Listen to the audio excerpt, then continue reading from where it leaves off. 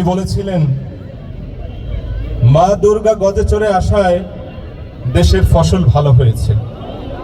আমরা একটু নাউজুবিল্লাহ বলি। আমার কাছে মনে হয়েছিল এইরকম একটা কথা আমার দেশের প্রধানমন্ত্রী যদি বলতে পারেন স্বৈরাচারী, এর প্রতিবাদ করা আমি মনে করেছিলাম আমার ইমানি দায়িত্ব। আমি চিন্তা করিনি আমার মায়ের কি হবে, আমার ভাইয়ের কি হবে, আমার ফ্যামিলি মেম্বারদের কি হবে, অথবা এও যে আমি এই পরিবেশনা করলে কত মানুষ যেন আমার গানটা শুনবে, খুশি হবে, আনন্দ পাবে। কোনো চিন্তা না করে ব্রিটিশ পার্লামেন্টের সামনে আমি আমার এই কণ্ঠকে জালিমের বিরুদ্ধে সোচ্চার করে আমি সেদিন উচ্চারণ করেছিলাম, আল্লাহ দিলেন কৃষকেরই গোলা ভরা ধান, বুবু বলেন এসব নাকি বজরা দেবীর দান। ভণ্ড মুসলিম নারী তুমি দেশে বেমানান, বুবু যান আপনি ভারত চলে যান। ভেরি ইন্টারেস্টিং বিষয় হলো আমি কোন দরবারের পীর না, আমি কোন পীর সাহেব না, কিন্তু লন্ডনের রাস্তায় উনি যাওয়ার পরে এবং আগের ছোট্ট ঘটনা বলবো। আগেরটা বলি, সেটা হলো ছোট ছোট বাচ্চারা যখন রাস্তা দিয়ে হাঁটতো অথবা গাড়ি দিয়ে যেত, তো আমি যখন ইস্ট লন্ডন দিয়ে অথবা বিভিন্ন পথ থেকে যখন চলতাম বলতো মাম মাম লুক লুক বুবু যান। মাকে বলতো আম্মু আম্মু দেখো দেখো ওই যে বুবু যান যায়।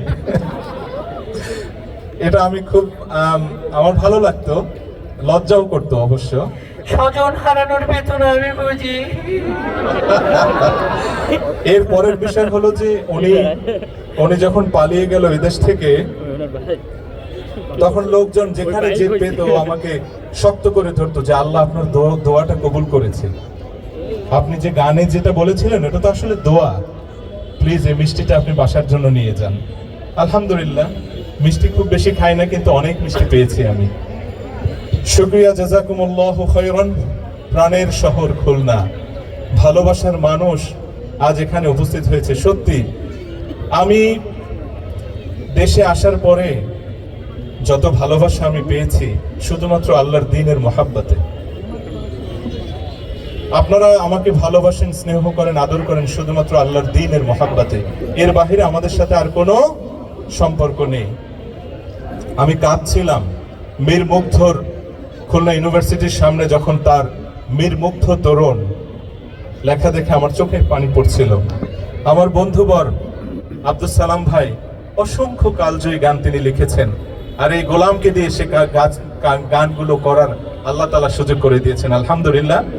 শুরুতে আমি আমার স্নেহের ছোট ভাই নিয়াজ মাখদুম, বাংলাদেশের জাতীয় নাতে রসুল বলতে আমরা যেটাকে শুনেছি দীর্ঘদিন, হাজারো ব্যথা বেদনার পরে ফিরে আসনি তুমি আপন ঘরে, সেই বিখ্যাত গানের গীতিকার এবং সুরকার ও আমার ছোট ভাই নিয়াজ মাখদুম। আমার থেকেও আপনাদের কাছে আরো বেশি পরিচিত।